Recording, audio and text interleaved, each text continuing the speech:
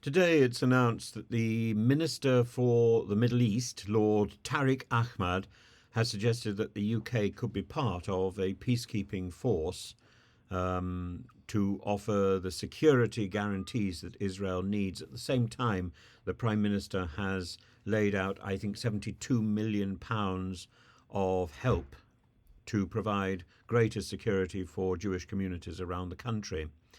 And I think if Lord Clark is also involved and suggested that the only way of breaking down the barriers to a peace deal between Israel and Hamas could be by some sort of enforcement mechanism being applied from outside. He says the difficulty is that there seems to be not the slightest prospect of Hamas ever agreeing to accept the continued existence of Israel, and not the slightest chance of a Netanyahu government agreeing to a two-state solution, which they would regard as giving Hamas a victory for its 7th of October activities.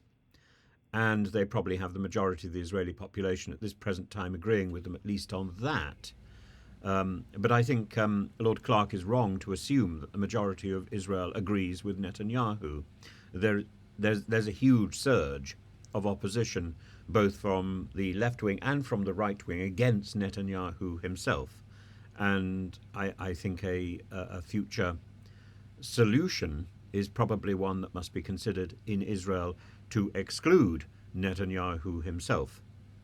Lord Clark said that there was a danger that if any deal was struck, a peacekeeping mission would need to be established to try to ensure that it doesn't collapse and go back to the calamity in a very short space of time. And Lord Ahmad has said there are details that are currently underway with regard to securing what is necessary for Israel and providing it with security guarantees. That will constitute a presence beyond the Israeli army that is currently in Gaza, that has the confidence of the Palestinians within Gaza, but importantly has the security guarantees that Israel needs. We are working on that. We should have been working on that from October the 7th. And that is the point that I've been consistently making, this, that a combined task force, an international task force, is the only way forward to ensuring peace in Gaza. And once that peace is secured, the only way of preserving peace in Gaza is the two-state solution.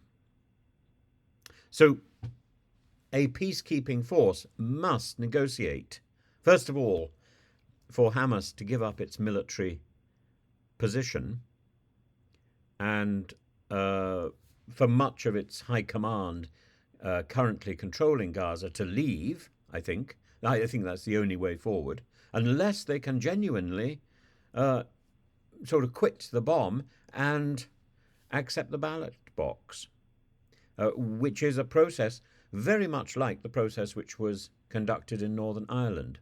But that would involve the acceptance of that process by the Israeli state as well. And under Netanyahu, I don't think that's something that's very likely. I think it would be a great positive for Britain to be involved in helping to sort out this.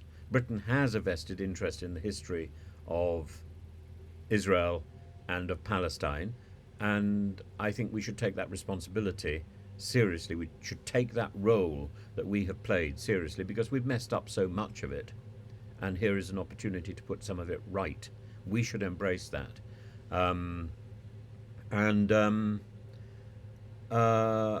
You know, where we go from here depends very much on what happens as we approach Ramadan, whether or not Netanyahu is prepared to defy the international community and persist with his attack on Rafah, and whether or not the Hamas regime release enough hostages to ensure that this situation that we can draw a line under this situation, and enough hostages. What is that? I think, frankly, that's all of them.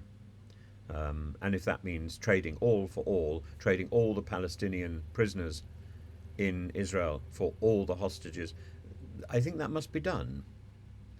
Does that then effectively mean Hamas has